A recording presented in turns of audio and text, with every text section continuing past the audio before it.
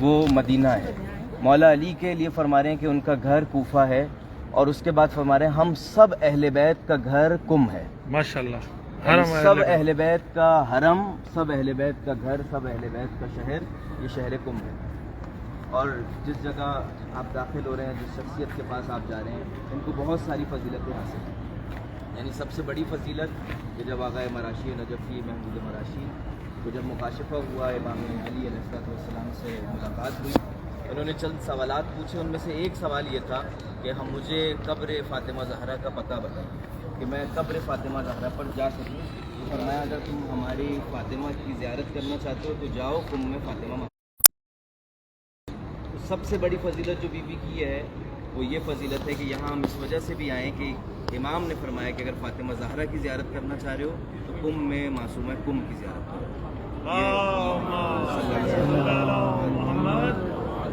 اس کے علاوہ جس جگہ